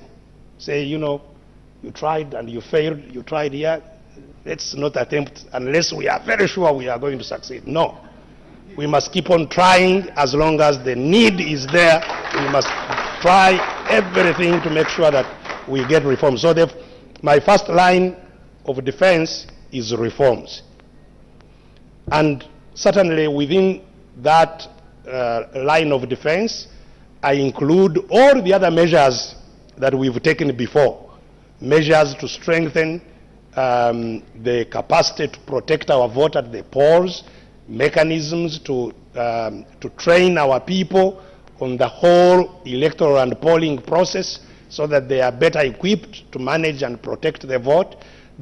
All these measures we have been taking before, and we will continue to take them. But we must recognize the central role that indeed reforms have in these elections, and we are going to do everything in our power to make sure that that happens. Now, the question of what happens then if even all these fail, this is a matter that we are rallying citizens to take in their hands. It cannot be a matter that remains that of just a candidate. And I'm not an independent candidate. I am a candidate of Forum for Democratic Change. Thank you very much. I'm a candidate for Forum for Democratic Change, and Forum for Democratic Change will definitely take a strong view at every place to make sure that this time around there is nobody that plays with it. By the way, yes, the reason indeed I am asking for this flag to lead our team to the ground where this contest is going to be is first, and you must be a player in order to demand fair rules. You cannot demand fair rules when you are a spectator. I want to be in the field and to tell the other player that this time we are not going to allow you to be a player and to be a referee at the same time. It's not on. You cannot be a player and a referee at the same time. That's where it's going to start. Dr. Besigye, your answer provokes the next question. I should be going to Muntu, but you provoked another question. That is exactly the same promise you have made over the last 3 runs at the presidency. Which promise? The promise that you want to be there and you're going to ensure that you protect that vote. What will be different in this election? Well, first of all, people who inquire into this question of what is different do so without any serious reflection on the 3 elections. Don't forget that in the first election in which I contested, I was not an FDC candidate. I was my own candidate. The parties were not allowed to function. And I braved that election on individual merit. But through that participation, enough exposure was made of the falsehood of what was called the movement political system, on the basis of which evidence that was amassed in that contest, we were able through the Paul Kawanga Semogerere to get a declaration of the Constitutional Court that the movement system was a fraud and that parties must organize. So it was not a contest in vain. Now, the 2 contests that we have had, the first one was the first multi-party election, won through the first election. And that first multi-party election was conducted just a few months after the formation of this same party that we are talking about, the first multi-party election. The FDC was formed in 2005, the same year that the election started. And we, in that election, were able to not only expose the weaknesses of what had now been built to be a multi-party election, because nobody had ever participated in a multi-party election before that. So we exposed the weaknesses of the multi-party system, and that is what started the campaign for reforms in 2008, 2009 under the IPC. The campaign that we relentlessly pursue up to now, and why we have this time said that there must be a line drawn. Thank you very because much. the same reasons that they are giving for not having reforms were the same reasons that they gave in 2009, 2010. Thank you, Dr. So, Besigye. I'm afraid time is not our best ally. We got to bring this to an end in a few minutes. Thank you. So, I have a question for General Muntu, sent in by Otim Wongen. He says, Besigye and Muntu, you're both ex-army men. That means you're aware of the atrocities committed by the people, by the army, on the people of northern Uganda. What will you do to heal the wounds of the many innocent, orphaned, psychologically tortured people of the Acholi and Lango sub-regions? We recognize the pain that is embedded deeply in the hearts of the people of the Acholi and the Lango sub-regions. But even beyond the Acholi and Lango sub-regions, we know the pains that are embedded in the hearts and minds of the people of West Nile. We know the wounds and the pains that are embedded in the hearts and minds of the people of Teso, the people of Karamoja, the people of Buganda. This country seems to have peace at the surface level, but deep down in the hearts of many people, there are deep wounds, deep pain. This is a country that is actually fractured. So we have to create an environment in which we can have our people, through different efforts, discussions, open work that will be done through different channels, to ensure that as a people, as a communities, that we get at peace within ourselves. Unfortunately, no leader is going to bring peace unless they are at peace with themselves first and foremost. No leader is going to put in place an environment in which conflicts will be resolved unless they believe in justice. I know of one saying that says that peace is not the absence of conflict, but the presence of justice. So even as we work to have dialogue within the country, because dialogue, open dialogue is required, to go through our history, be open to each other, even if it requires all of us to come out and go through the mistakes, the errors that have been committed during the different regimes. It's a process that we cannot avoid. It's a process that we must go through, because to me, I think it will be a cleansing process. Otherwise, the divides that we have, the north-south divide, the inter-religious divides, cannot be healed. As a people, must go through a healing process so we can turn Uganda to go beyond being a country and it becomes a nation, because we are not a nation yet. Thank you. Can I ask the following people in the audience? Frederick T. Musimenta sent in a question. If you could draw closer and ask your question. And Davidson Ndiabahika, if you could also draw closer, and someone should help get a microphone to you so that you can ask your question. In the meantime, I'll put a question to both of you. Dr. Besigye and General Muntu, what is your position on the moral question of homosexuality?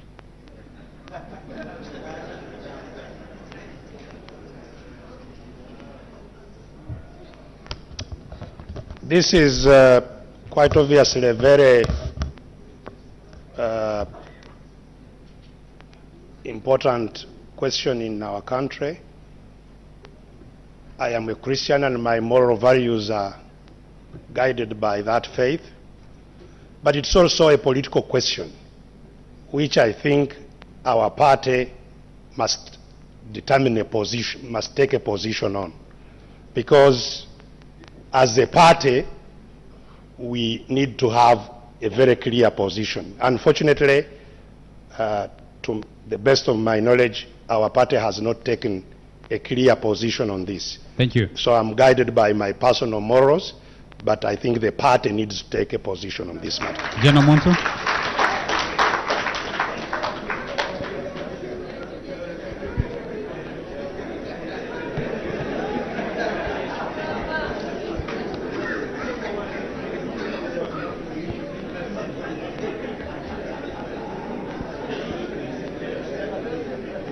Gentlemen, can we allow the candidate to answer so that, because our time is not our best ally?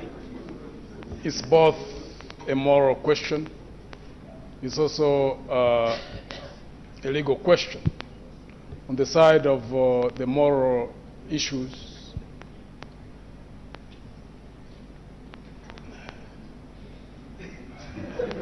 Jesus, or let me say, the Bible talks about love thy neighbor as you love thyself, first and foremost. Homosexuality or homosexuals should not be castigated. However, from a spiritual perspective, they can be healed from the situation in which they find themselves. I believe that through love, love beats anything in this world, that they can be recovered from where they are into living a different lifestyle. However, there's also the legal question. We have got children to protect. So much as within the law, there might be parameters within which homosexuals they cannot be persecuted. However, you can also not allow a situation where a campaign is carried out, like happens in our schools, to compromise the young people so that even those who necessarily may not have a homosexual inclination, that they are converted into homosexuality. That has got to be firmly stopped. It's not a party position, it's an individual position, and indeed when the party sits, or if it's the will of God and we take government, it's a position that we must all dwell unto and take positions on. One, don't persecute them, ensure that there is protection within the law, but don't allow them to try to convert the rest of society into becoming homosexual. Thank you. This question also came in from the audience, and it says, Mr. Museveni has been here for 29 years. There must be something he is doing right. What is the one good thing you both have or can learn from him? Can I start with you, Dr. Besigye? Well, what he's doing right is obviously to suppress the rights of others. That's the only reason he's been there for 29 years. Otherwise, he would have rested a long time ago from government. He would have been farming and doing other things if elections were free and fair. And, you know, so what is keeping him in office is not, I'm afraid, a complementary action. I think it is rather the negative action that he has taken, which hopefully, you know, through our actions, he will have to reflect and let Ugandans to guide their destiny. Thank you. Mugisha Muntu? Do you want me to repeat the question for you? Mr. Yes. Museveni has been here for 29 years. There must be something he is doing right. What is the one good thing you both have or can learn from him? Even the good things he did initially, by his current actions, he's undermining all those. So it's very, very difficult even to give him credit, because indeed, when I think if he had left off at the time when the term limit of the presidential term limit, if he had left off at that point, I think there are a number of things for which he would have been credited for. But when he removed the term limits, he has literally undermined all that. Okay. Thank you very much. One of my last questions is about the state of the economy. The Uganda shilling is trading upwards of 3,635 to the dollar. Inflation is going up. If elected leader of this country, what are the two things that you would do to arrest the situation? Whereas I pointed out earlier, my priorities in my 100 days are related to restabilizing the situation in the country. And the dollar is just an indicator of the negative trends in terms of what we are able to export as opposed to what we are able to import. And therefore, it's urgent that we reestablish an environment in our country that is business friendly, that can lead to production. And indeed, I told you that we need to refocus our resources to areas that can quickly produce, where we have competitive advantage, and in this case, agriculture, tourism. Tourism in this current budget of this year, I think has been allocated only 30 billion. And yet this is an area which, if focused on, can earn huge amounts of foreign exchange, and that would help in these kinds of situations. So, one, creating the right environment of doing business, having institutional reforms that create an efficient government, corrupt-free government, that government with checks and balances, that then encourages investment and business. Secondly, refocusing our own resources to those areas, especially where we have competitive advantage for production, that can lead to our exports going up. Thank you. General Muntu, in about a minute, if you could answer the same question. The state of the economy is a concern to everybody. What would you do if elected president to try and address the economy as it is today and arrest the skyrocketing inflation? Concentrate on having efficiency in government, purge the corrupt in civil service, ensure that there is a criteria that brings in people on merit, because we've got many Ugandans who have got experience in terms of managing the different sectors, ensure that we focus the budget into critical areas, productive areas, ensure that we stop the hemorrhage, $500 million, which is lost every year through stealing, focus it in the areas of production, ensure that we create a balance between the import bill and ensure that we've got exports revenues which are generated through stabilizing the internal environment, attract foreign direct investment, invest in domestic entrepreneurs. That's an area where I think this regime has not focused. And I think you cannot have stability in an economy when you have got an imbalance. We have got more coming from outside than what is generated from within. Thank you. So that we can also focus on industry and also focus on areas like agriculture, tourism, ensure that we focus on education that creates the people who come out well-skilled, who can be put in the entrepreneurial fields, so we do not get people who only come out to do jobs in offices, but people who can be entrepreneurs, go behind them, put resources behind them, so we can generate a domestic, robust entrepreneurial class that can develop the economy on the basis of which we can have stability. Thank you, General Muntu. Both of you will have a minute to make closing statements, and you can choose between two issues to respond to as part of your closing statements. Number one is, after Wednesday, there will be only one flag bearer for the FDC. And one of you will win, the other will lose. How prepared are you to deal with that? And you can also choose to respond to the question of the TDA intends to have one presidential flag bearer.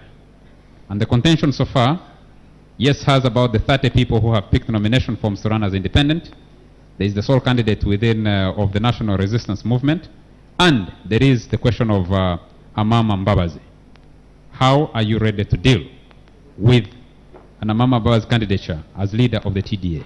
Thank you. If he was selected.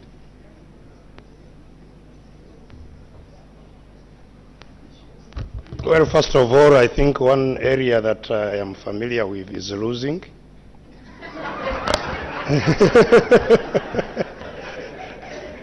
And I have never had trouble with that. I have, however, also won quite a number of times, and I am always happy with that.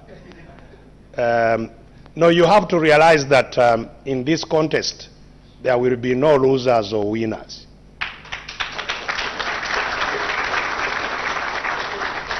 We are in a contest where FDC is going to be the winner.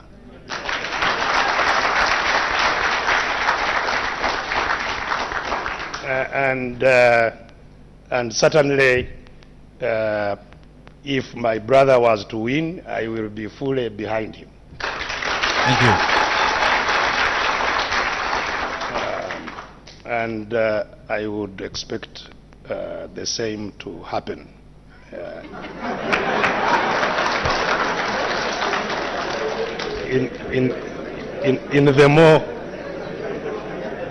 In the more likely situation. Thank you. Yeah, now, I think what FDC has been trying to do in these few years, the 10 years that we have been a party, and what I hope we will continue to play a role on in our country, is to shine a torch along the path of democratic practice. And I think that is indeed what we are leading the way in this country tonight, to show that people in the party can have a contestation and be friends, because as I've been telling all our members, in FDC I doubt that anybody knows General Muntu any more than I know him, because we've come from very far together. We've shared the blanket, we've passed through very tough times together. I've been his boss, he's been my boss, right now he's my boss. And in all these times, I have never had any personal conflict with General Muntu. Thank you very much. And that we can now contest together on a platform, as we have done twice before, and continue to be cordial members and friendly members of our party, is a lesson, that we want to pass on to others. That internal democracy in a party is extremely important. And where we are going into TDA, I'm sure we will infuse those values in the TDA. And therefore, I hope that whoever is chosen within the framework of TDA, which we have all committed ourselves to, but which tonight I'm having some worries about my colleague as to the commitment he has to the things that we have put signatures on, because even before the review that he's talking about, he seems to have to be talking in a clear and not resolute way that TDA has made commitments. Thank you, Dr. Besigye. So I think Besigye. whoever is chosen by TDA, certainly speaking for myself, I'll be right behind them. Thank you very much. General Muntu, your 1 minute.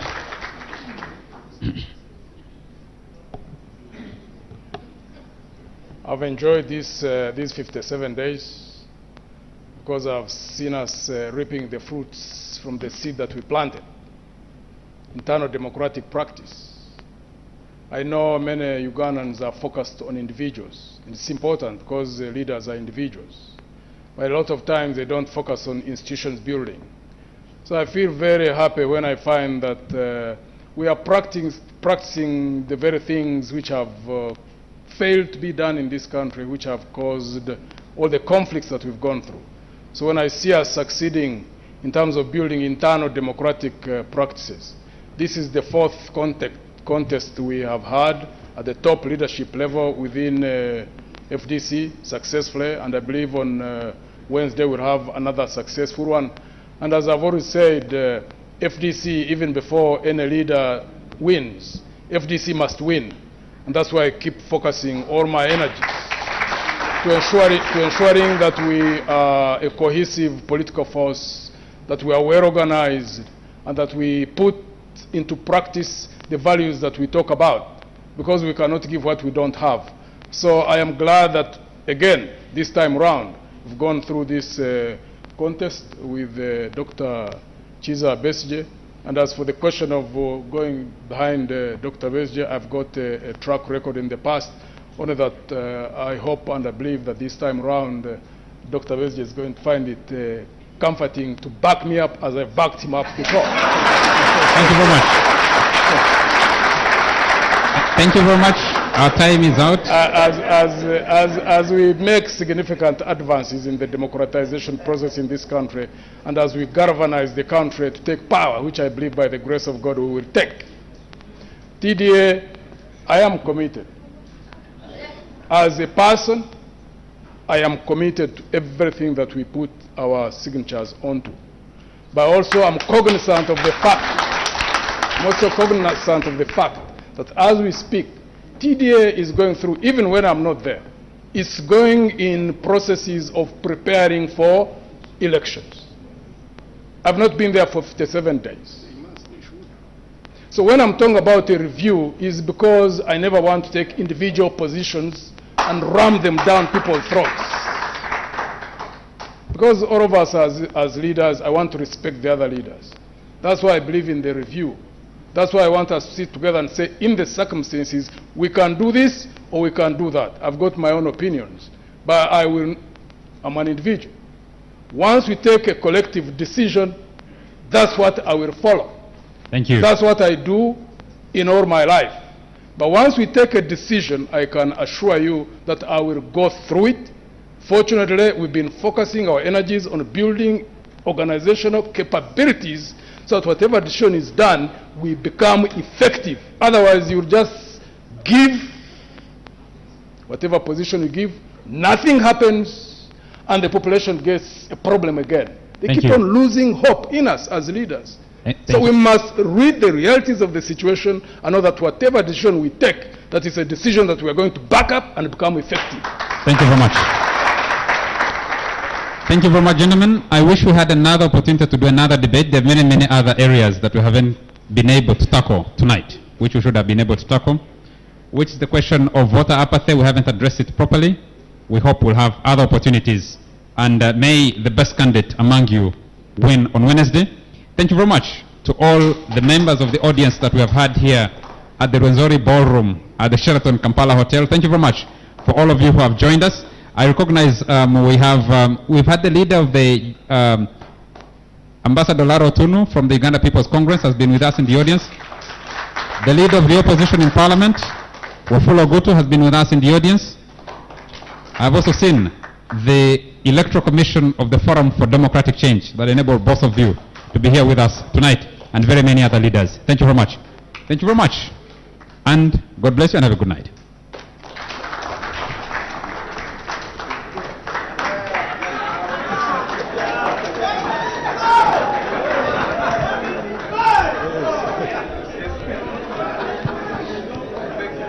Thank you.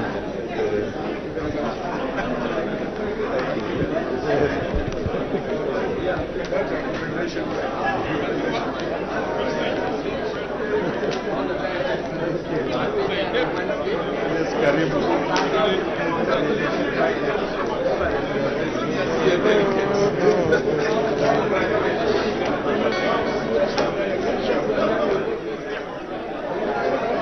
Yes, sir.